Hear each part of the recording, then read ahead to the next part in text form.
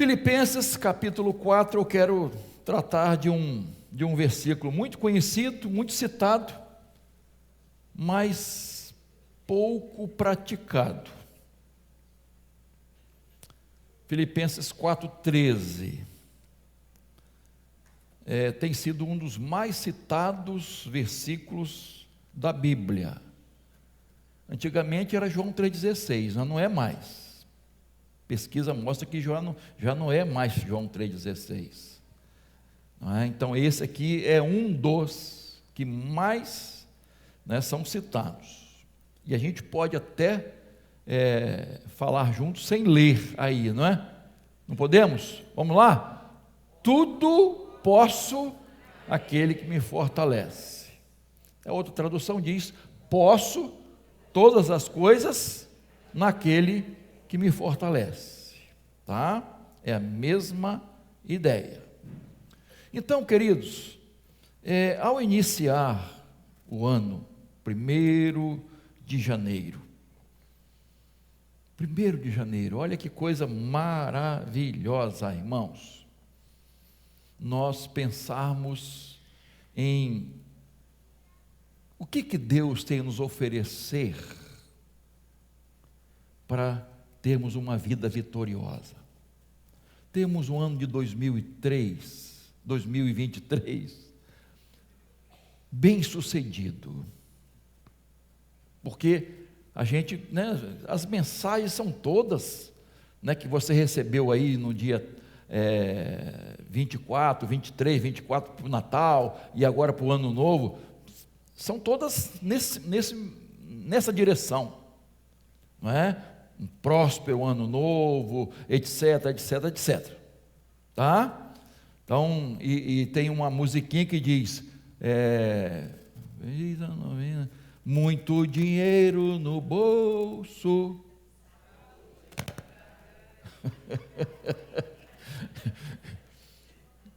Será que seria a solução, irmãos? As pessoas só pensam nisso. O que esse texto vai nos ensinar? Algumas pessoas interpretam de maneira equivocada esse versículo. A gente chama de teologia triunfalista, que interpreta esse versículo dizendo assim: eu sou um super crente, eu posso alcançar o que quiser, eu sou o máximo, eu sou o poder, eu posso. Mas não é isso que esse versículo está ensinando, irmão. A ênfase desse versículo não está no eu posso, ou posso, está naquele que me fortalece. Essa é a ênfase. Se você observar todo o contexto, você vai entender exatamente isso, que a nossa suficiência está no Senhor, não em nós mesmos, não no nosso interior, porque muitos livros falam de autoajuda, nada contra, de jeito nenhum, mas o que a Bíblia fala é da ajuda do alto. A nossa suficiência está em Deus. Então Paulo não se considerava um super apóstolo, um super crente, mas um servo de Deus, um vitorioso sim em Cristo. E ele diz que nós somos o quê? Mais do que vencedores. Eu quero tirar só 3 lições, que tem muitas, 3 lições aqui no contexto desse texto, desse versículo, Filipenses 4,13. Para sermos vitoriosos, isto é, para termos um 2023 bem sucedido, o que nós precisamos? O que Deus tem para nós? Então nós precisamos da paz triunfante em primeiro lugar. Versos 6 e 7, veja aí por favor. Não fiquem preocupados com coisa alguma, mas em tudo sejam conhecidos diante de Deus os pedidos de vocês pela oração e pela súplica com ações de graças. E a paz de Deus, que excede a todo entendimento, guardará o coração e a mente de vocês em Cristo Jesus. O que o apóstolo Paulo ensina sobre essa paz triunfante aqui? Ele fala de 3 características dessa paz. Primeiro, essa paz é divina. É a paz de Deus. A ideia aqui, irmãos, a paz que habita em Deus, que Ele é a própria paz, essa Ele vai nos dar. Nós teremos exatamente a paz que está em Deus. Quer dizer, ela não é humana, não se consegue no mundo. Essa paz você não compra na farmácia, não vem pela ciência, não vem de governos, ainda mais corruptos. Essa paz não é humana, repito, é sobrenatural, é pelo poder de Deus. Pelo poder de Deus.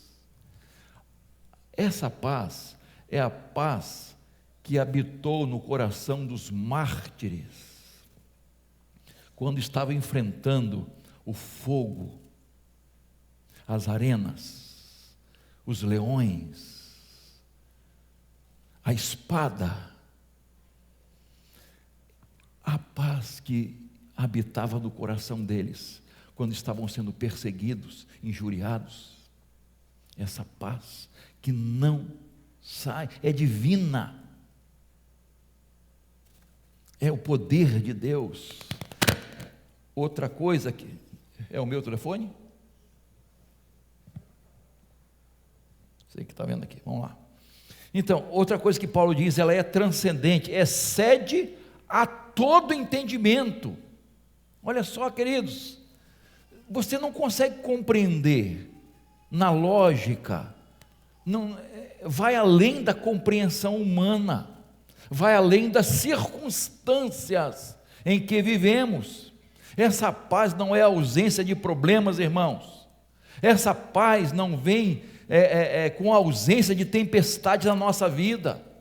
Essa paz não quer dizer silêncio. Às vezes a pessoa fala, poxa, um lugar silencioso, que paz. Essa paz é muito mais. Você pode estar no meio de um turbilhão, no meio de uma tempestade e ter essa paz. Essa paz que vem de Deus não é pensamento positivo, irmãos. Essa paz também não é você ficar alienado ao que está se passando ao seu redor, ao Brasil. Não é essa paz que a palavra de Deus está dizendo. Você ficar insensível a tudo que está acontecendo, aos problemas que cercam você. Não, essa paz vem com a presença do príncipe da paz, com a presença de Jesus. Você vai sentir essa paz, você vai experimentar essa paz, porque ela é fruto do Espírito Santo. Então, quem não tem o Espírito Santo, não tem essa paz. Quem não tem Jesus, não tem essa paz, porque ela só vem com a presença do Senhor na nossa vida, irmãos. A terceira coisa que Paulo fala aqui é que ela é sentinela. Veja aí o texto: guardará o coração e a mente. Olha só, guardará é a ideia de uma sentinela de plantão, de um soldado protetor, de um vigia na torre, que está guardando a porta, ou o portão, alguma coisa assim, para o inimigo não entrar.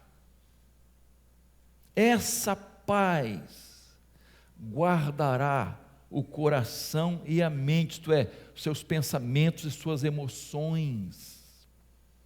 Lembra de ontem, a questão do sifão, que você tem que, deixa aquele troço ruim para trás, não traz de volta não traz para o coração não, essa paz vai guardar seu coração. Que bênção maravilhosa, irmãos, nossos sentimentos e pensamentos são guardados pela paz do Senhor. Nós vivenciamos perigos, ameaças, circunstâncias difíceis, claro que vivenciamos, mas, mesmo que estivermos rodeados de inimigos, ameaçando o nosso corpo, nossa alma, nosso espírito, essa paz vai reinar em nosso coração, porque essa paz guarda a nossa mente e o nosso coração, nossos pensamentos e nossas emoções. Agora, irmãos, por favor, quem tem essa paz que vem do Senhor é pacificador, irmãos. Vai procurar paz. Irmãos, como é bom vivermos em paz, conosco mesmo, claro, com Deus, com o próximo. Irmãos, sejamos promotores da paz. Faça um propósito de, nesse ano, você viver em paz com as pessoas. No que depender de você, tem de paz com todos. Então, se depende de você, no que depender de você, tenha paz com todas as pessoas. Irmãos, como é maravilhoso, que bênção é você ter um lar onde há paz. É triste, irmãos, conviver com uma mulher briguenta. É ou não é, maridos? Ninguém fala nada com medo, ó.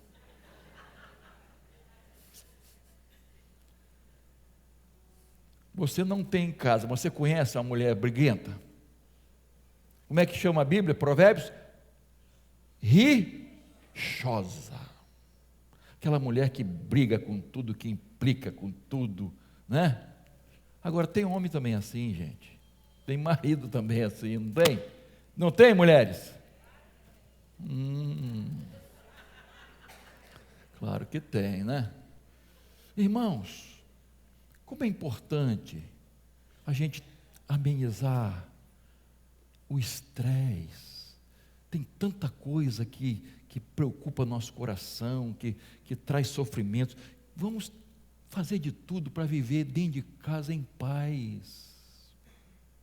Seja promotor da paz, busque a paz, persiga a paz. É isso que a Bíblia ensina. Então, se você tem essa paz no seu coração, você quer transmitir essa paz aos outros. Então, seja um pacificador, uma pacificadora, levando paz aos corações. Quando você está num grupo aí e que começa a ter problemas, seja um pacificador. Gente, vamos parar com isso. Gente, não é por aí, o caminho não é esse. Vamos viver em paz. Irmãos, ter paz no coração é um passo importante para você ter um ano feliz, bem-sucedido, bem-aventurado. A paz do Senhor, Jeová Shalom, oh, que paz! Então, se você tem Jesus, você tem essa paz, e você vai transmitir essa paz aos outros, mesmo que seja uma esposa assim, um marido assim, um filho assim, um pai assim, uma mãe assim, uma sogra assim, um sogro assim. Sogra é mais difícil, mas você consegue pela fé. Paz, isso é importante. Segundo lugar, veja aí, para você viver uma vida bem-sucedida, ter forças para viver e para vencer, você precisa da alegria constante. Versículo 4: alegrem-se sempre no Senhor. Outra vez digo, alegrem-se. Verso 11: digo isto não porque esteja necessitado, porque aprendi a viver contente em toda e qualquer situação. Gente, que coisa maravilhosa! Gente, é algo assim, um desafio para nós que Paulo conseguiu, alcançou. É algo maravilhoso. E lembre-se sempre que Paulo estava onde? Estava num paraíso, quando escreveu essa carta. Ele estava onde? Preso em Roma, irmãos. E qual é o tema principal dessa carta? Alguém lembra? Poxa vida. Alegria. 16 vezes nessa pequena carta, Paulo cita a alegria. E ele estava preso, irmãos. Sabe por quê, irmãos? Porque a alegria é uma marca distintiva do cristão. Você parou para pensar sobre isso? A alegria é uma marca distintiva dos cristãos. Alegria. Paulo diz que essa alegria é uma ordenança, não é? Não é uma opção. Paulo diz que ela não depende das circunstâncias também, e ela é cristocêntrica. Paulo cita isso nesses versículos. Isto é, ela centrada em Cristo. Cristo nos dá a verdadeira alegria. Por isso ela é constante e perene. E é interessante, irmãos, que Paulo tinha muitos motivos para não se alegrar, para estar amargurado. Ele tinha muitas tristezas no seu coração. Ele vivia cercado de muita tristeza e dor. Mas ele nessa carta ressalta a alegria. Alegria, irmãos. E às vezes nós fazemos o contrário, irmãos. Nós temos muitos motivos para se alegrar, mas a gente destaca um motivo de tristeza. Irmãos, é verdade ou não é, queridos? Nós temos muitos pontos positivos, mas nós destacamos o quê? O negativo. Nós temos muitos motivos para se alegrar, para agradecer a Deus, dizer, Senhor, obrigado por isso, isso e aquilo, mas às vezes nós focamos no pedido, em vez de agradecer. Nós temos muitas bênçãos recebidas, mas às vezes destacamos aquela que não recebemos. Nós somos assim, irmãos. Nós agimos assim. Temos muitos motivos para se alegrar, mas deixamos uma tristeza tomar o nosso coração e azedar nosso coração e tirar nosso ânimo, tirar nossa alegria. Eu destaco duas palavras aqui, irmãos. Primeiro ele fala aprendi. Irmãos, aprendi. Isso quer dizer que ele não sabia fazer isso.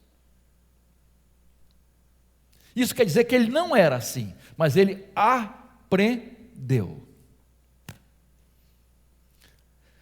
Aprendi a viver contente, ele diz. Eu aprendi a viver alegre. Eu aprendi a me contentar. A ideia de aprender aqui, irmãos, é ter experiência. É ter passado por um processo de treinamento para aprender a ser alegre e a ter alegria. Irmãos, desde criança,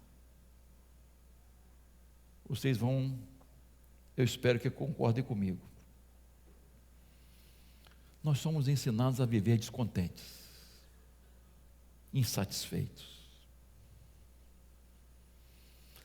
Irmãos, as crianças querem cada vez mais e mais e mais, e o novo, o mais moderno. É o consumismo que atinge a nossa vida, a nossa família. O consumismo. Porque o que faz o consumismo? Ele te deixa insatisfeito com o que você tem, isto é, aquilo que você tem não é muito importante. Você não tem que agradecer, você tem que buscar o que você não tem, ou que o seu vizinho tem. Já reparou como as pessoas olham para os outros? Poxa, o vizinho tem isso, tem aquilo, e aquele irmão tem isso, tem aquilo, eu não tenho.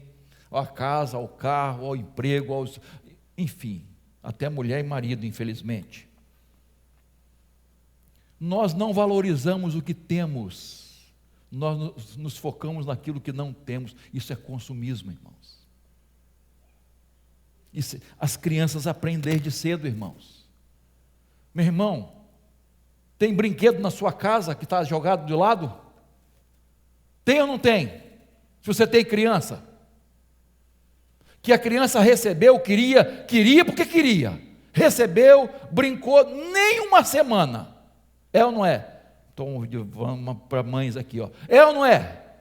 Mães e pais, largou, está pensando no outro brinquedo mais moderno, e o pessoal já sabe o que tem que fazer, né?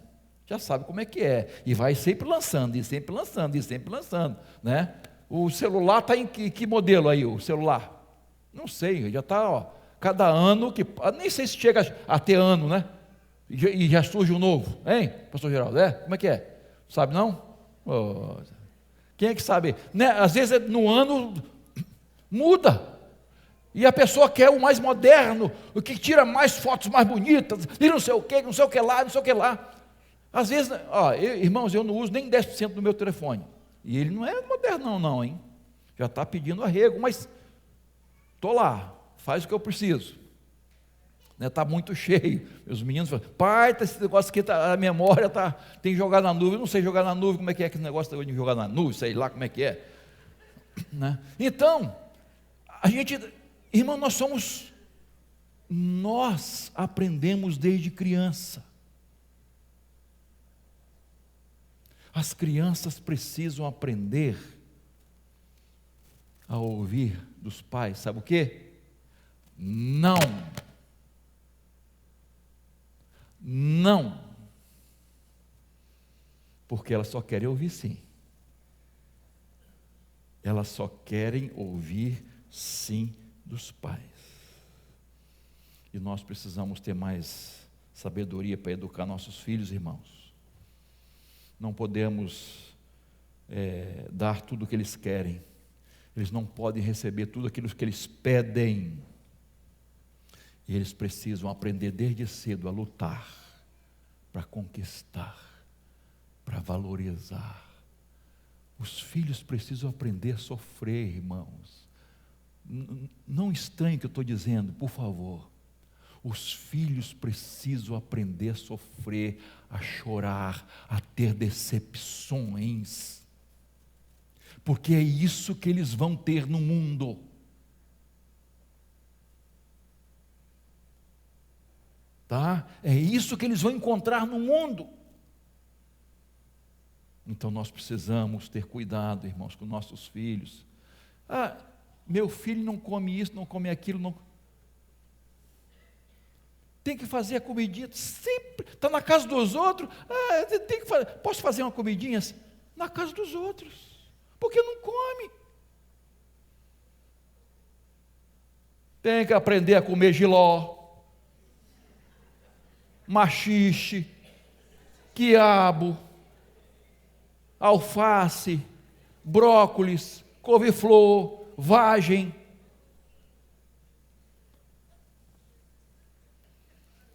Nós comemos muita besteira, não é, irmãos? E nossos filhos são assim. Você já viu quanta comida nós jogamos fora, irmãos? Quanta comida estraga.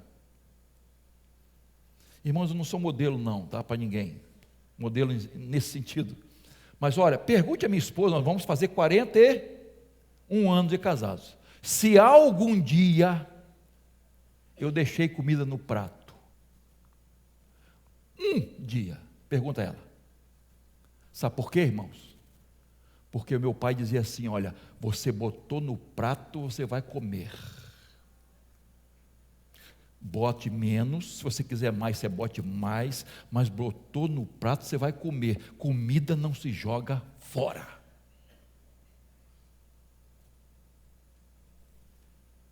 E ai de quem não comesse, tinha que empurrar, com vontade ou sem vontade, com fome ou sem fome. Tudo bem, eu entendo que havia um certo exagero, eu já compartilhei aqui que meu pai, né, era muito bruto, violento, etc, etc. Mas, irmãos, a gente tem que peneirar as coisas. Nossos filhos estão muito assim, ó, à vontade demais, recebendo tudo de mão beijada, não aprendem a valorizar as coisas. Aprendi a contentar-me com o que eu tenho. Eu aprendi, queridos. Você consegue enxergar isso, irmãos? Então ele aprendeu com experiência. E quando você vê Paulo, ele falando das suas lutas, ele fala de fome, ele fala de sede, de frio, de nudez, de naufrágio, de prisões, de açoites, de tortura mental, de perseguições, e fala de muitas coisas que ele enfrentou, inclusive fome e sede e frio, eu falei do início. Aprendi a contentar-me com o que eu tenho, a valorizar o que eu tenho. Nós precisamos vivenciar o verdadeiro evangelho, irmãos, o evangelho da cruz. As pessoas querem ouvir um evangelho que agrada, que Deus satisfaz todas as vontades, que Deus atende todos os meus sonhos. Não tem renúncia, não tem cruz, não tem luta. Evangelho que não tem transformação de vida. As pessoas querem ouvir isso. Paulo aprendeu, ele foi treinado, ele passou por experiências difíceis para aprender, e ele tinha então experiência, tinha maturidade. Ele podia falar daquilo que aprendeu e a contentar-se com o que tem. E aí, outro destaque, a outra palavra é contente. Eu aprendi a viver contente em toda e qualquer situação. Veja o verso 12: sei o que é passar necessidade e sei também o que é ter abundância. Aprendi o segredo de toda e qualquer circunstância, tanto a estar alimentado como a ter fome, tanto a ter abundância como a passar necessidade. Eu aprendi. A palavra aqui contente é autarqueia, que vem de nossa palavra autarquia, autossuficiente. A ideia de autonomia. Então, o que Paulo está dizendo aqui, irmãos? Que essa alegria não dependia de nada, só dependia de ter Cristo. É autônoma, ela não depende de outras coisas, ela não depende de ter isso ou aquilo, está em abundância ou não, porque quem tem Jesus vai ter essa alegria, vai estar contente, porque a alegria vem de Deus. Ela é autônoma porque Deus nos deu, e ela não depende de mais nada. Pode parecer até contradição, mas não é, irmãos. Quanto mais dependentes de Deus nós somos, queridos, mais independentes das circunstâncias ficamos. Quanto mais dependentes, mais independentes. Quanto mais servos, mais livres. Parece contradição, mas não é. Você tem esse discernimento espiritual, irmãos? Você alcança essa visão, porque Paulo está falando não de ter, mas de ser. Independente do que te cerca, do que você tem, do que você conquista no mundo, é o que você é algo que está em você. Desculpa o algo, né? Mas no sentido assim, É Cristo que está em você que faz toda a diferença.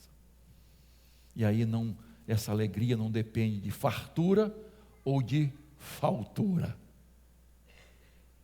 de abundância ou escassez.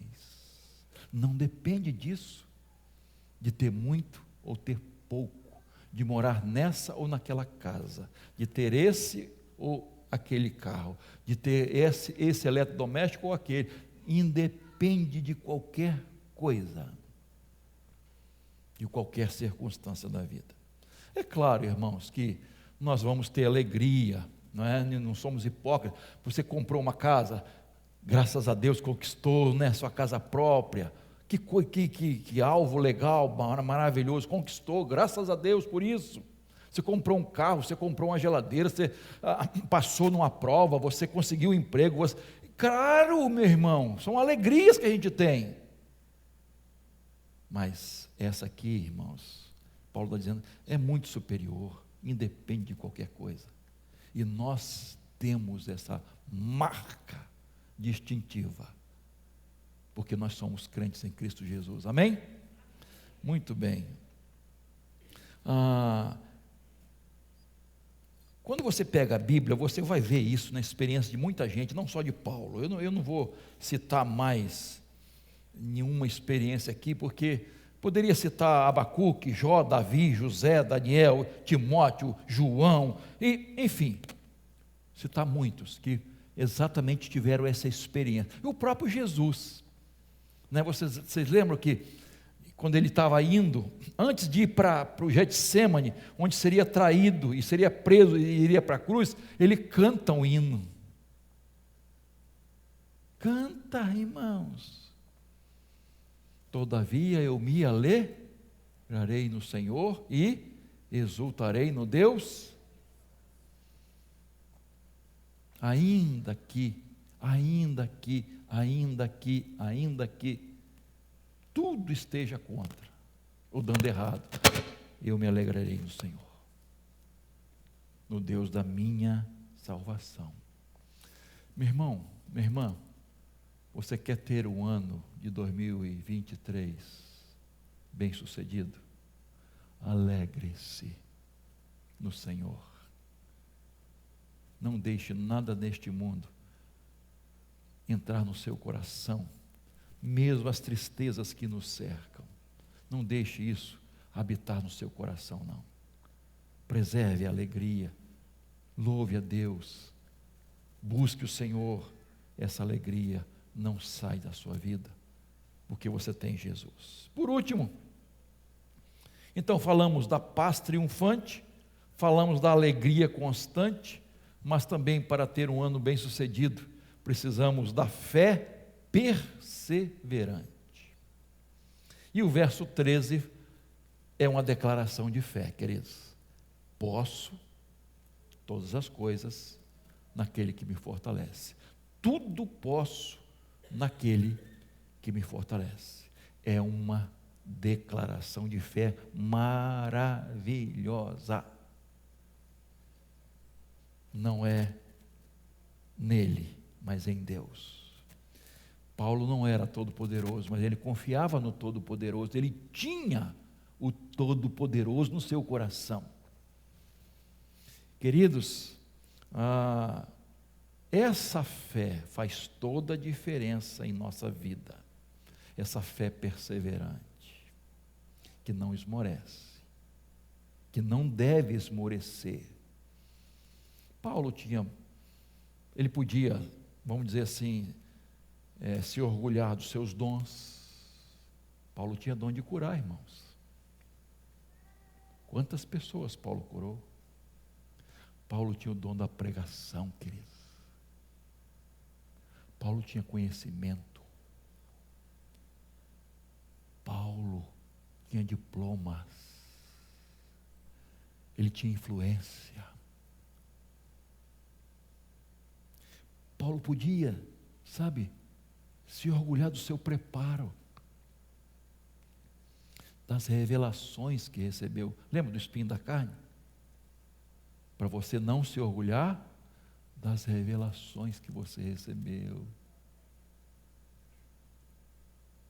Ele podia se orgulhar, irmãos, mas o único motivo de Paulo era a cruz de Cristo. A cruz de Cristo, irmãos. A sua força vinha do Senhor. Eu posso naquele que me fortalece. Esse poder está em Jesus. Não está em mim. Irmãos, nós precisamos entender isso, queridos, que tem muita gente que se acha, queridos. Tem muita gente que se acha, irmão. Tem muito líder religioso que se acha, irmãos. Me perdoe, mas, irmão, nós somos como uma máquina. Nós somos como uma máquina elétrica. A tomada tem que ser ligada na energia, senão ela não funciona. O poder vem de Deus, irmãos, não vem de nós. O poder é do Senhor. Por isso ele tinha essa fé perseverante. Veja o verso 19, por favor, olha lá. O meu Deus, segundo a sua riqueza em glória, há de suprir em Cristo Jesus tudo aquilo que vocês precisam. Olha só que fé robusta, maiúscula. Deus supre todas as necessidades. Meus irmãos, essa fé nos traz tranquilidade, descanso. O meu Deus vai suprir. Jesus falou de ansiedade no Sermão do Monte, né, irmãos? Comer, beber, vestir, o dia de amanhã. Não é para vocês sentirem ansiedade. Sabe por quê? Porque Deus tem uma promessa para os seus filhos. Ele vai suprir. Nenhuma nem duas não, irmãos. São todas. Todas, queridos. E aí no verso 17 ele diz: não que eu esteja pedindo ajuda, pois o que realmente me interessa é o fruto que aumente o quê? Crédito na conta de vocês. O que é isso, gente? Olha só, irmãos, esse termo aqui é bancário, né? É de finanças. Ele está falando de crescimento financeiro, de crescimento espiritual. Queridos, olha, preste atenção. Aqueles irmãos tinham enviado uma oferta, e Paulo se alegrou com aquela oferta, mas ele se alegrou muito mais no fato deles terem esse desprendimento e as bênçãos que eles receberiam por isso. A alegria maior de Paulo não estava na oferta em si que ele tinha recebido, mas na bênção que Deus ia dar a eles.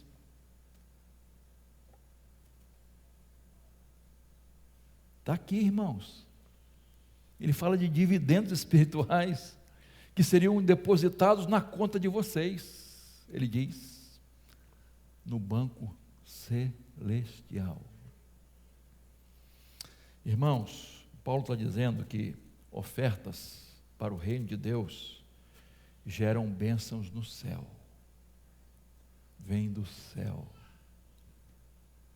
São créditos de Deus para nós, acreditados na nossa vida, irmãos. Irmãos, vocês me conhecem. Vocês não me veem forçando o texto aqui, queridos, para dizer o que eu quero, o que eu acho. É o que a Bíblia está dizendo, irmãos. É o que a palavra de Deus está dizendo. Por exemplo, 2 Coríntios, capítulo 9, versículos de 6 a 15, Paulo vai dizer várias coisas, entre elas, versículos 6 e 7, ó. E isso afirmo, aquele que semeia pouco, também colherá pouco. E o que semeia com fartura, também colherá com fartura. Verso 7, cada um contribua segundo tiver proposto no coração, não com tristeza, ou por necessidade, porque Deus Com alegria, irmãos. Ó, verso 8 agora. Deus pode tornar abundante em você toda a graça, a fim de que, tendo sempre em tudo ampla suficiência, vocês sejam abundantes em toda boa obra. Glória a Deus. Olha só, irmãos, que promessas. Vamos lá para o livro de Provérbios, Provérbios 11, 25. A pessoa generosa prosperará, e quem dá de beber terá sua sede saciada. Provérbios 19, 17. Quem se compadece do pobre, olha só, irmãos, empresta ao Senhor. E aí o que o Senhor faz? E esse, caramba, exatamente. Colheita é bênção, irmãos. Atos 20, 35, a parte final diz: mais bem-aventurado é dar do que receber. Malaquias 3, Deus diz que vai abrir o quê? As janelas com portas. É a palavra de Deus, irmãos, no Antigo e no Novo Testamento. Promessas de Deus. Queridos, eu sei que há gente fraudulenta, líderes que exploram as pessoas, especialmente nessa parte financeira, pregam coisas que não estão na palavra de Deus. E você sabe disso, e eu não quero entrar nessa questão. Mas, irmãos, a palavra de Deus é muito clara. Deus abençoa os fiéis. Deus retribui aos fiéis. Não vão passar necessidade. Vão ser supridos pelo Senhor. Deus não falha em suas promessas, irmãos. Deus não falha em suas promessas. Agora, olha só, volte ao verso que eu li: o meu Deus, segundo as suas riquezas em glória, há de suprir em Cristo Jesus tudo aquilo que vocês precisam. Eu quero desafiar você neste ano de 2023 a crer nessa promessa, que Deus vai suprir todas as suas necessidades este ano. Amém, queridos? Você crê nisso, meu irmão, minha irmã? Deus vai suprir todas as suas necessidades. Mas lembre-se de Mateus 6,33, que você sabe de cor e salteado. Mas buscai o que? O reino de Deus e a sua justiça. E todas estas coisas, irmãos, isso é demais, querido, serão acrescentadas. Não mexi em nada aqui.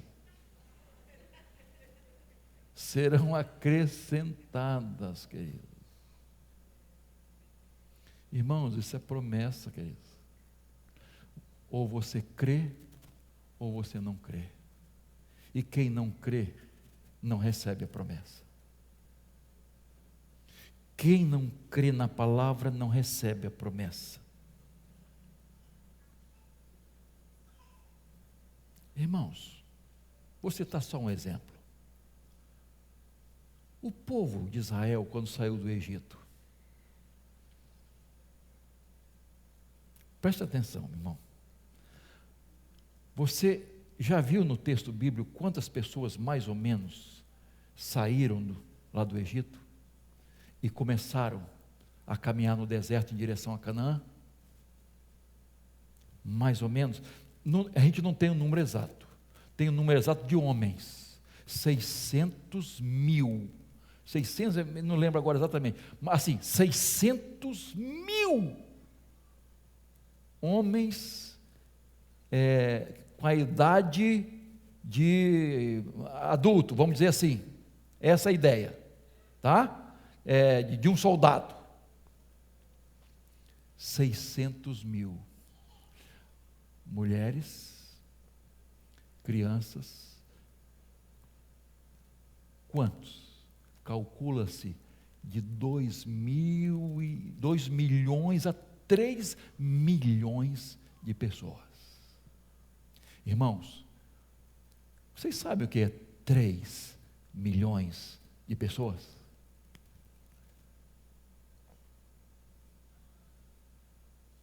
É algo assim surreal. E Deus prometeu o que, irmãos? Suprir.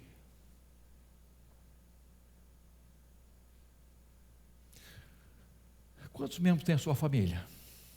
3, 2, 5, 10. Hoje não tem mais 10, né?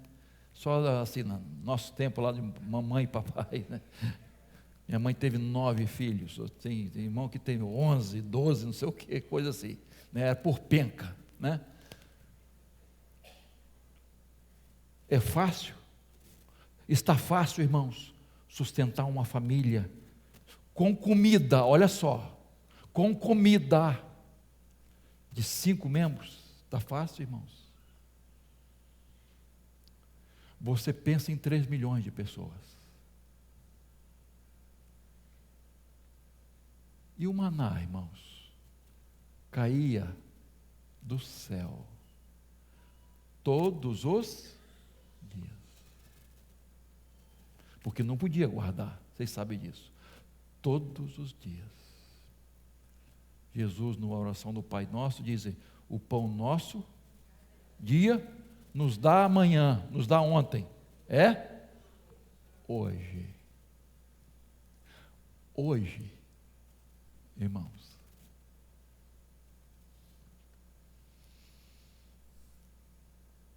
Deus sustentou aquele povo, irmãos, com comida, até com carne. Quando houve reclamação, no Egito tinha carne, passavam uma perrengue no Egito.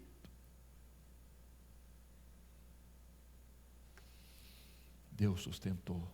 Água saía da pedra, abriu o mar vermelho,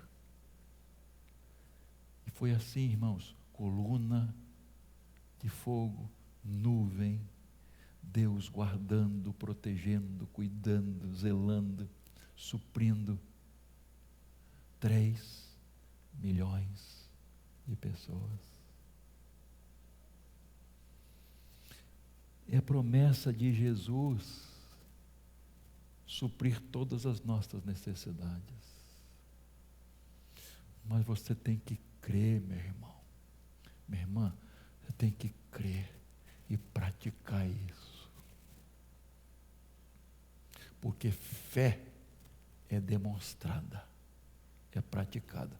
Fé de gogó não resolve, tem que ser praticada.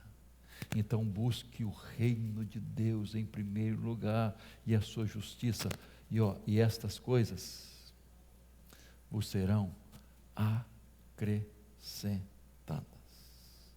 E eu quero terminar destacando o verso 19, o início: o meu Deus, o meu Deus é meu. É meu. Queridos, é experiência pessoal, é relacionamento com Deus. Relacionamento. O Deus supridor precisa ser o seu Deus. O Deus Salvador, o Jesus Salvador, precisa ser seu Salvador. O pastor divino precisa ser o seu pastor. O Senhor é o meu pastor, nada me faltará, porque Ele é o meu pastor. Você entende quando Paulo diz: tudo posso naquele que me fortalece? Está envolvido tudo isso, irmãos. Eu posso todas as coisas naquele que me fortalece. É Ele que me dá forças para viver e vencer, a ter uma vida vitoriosa, bem-sucedida. A força vem dele. Como? Paz triunfante, alegria constante e fé perseverante. Vamos repetir essas três coisas, irmãos? Paz triunfante, alegria constante, fé perseverante. Esse poder está à sua disposição em 2023 para você vencer suas fraquezas e pecados, para você enfrentar os seus medos, seus pavores, seus fantasmas, para você conquistar seus desafios, para você vencer as provações sobre sua vida. Se você tiver essa paz triunfante, essa alegria constante e essa fé perseverante, eu vou garantir a você, não sou eu, é a palavra, você vai ter forças para viver e vencer. Amém? Que Deus nos ajude, queridos. Que Deus fortaleça você e que você possa dizer com toda a fé, como Paulo: eu posso todas as coisas naquele que me fortalece.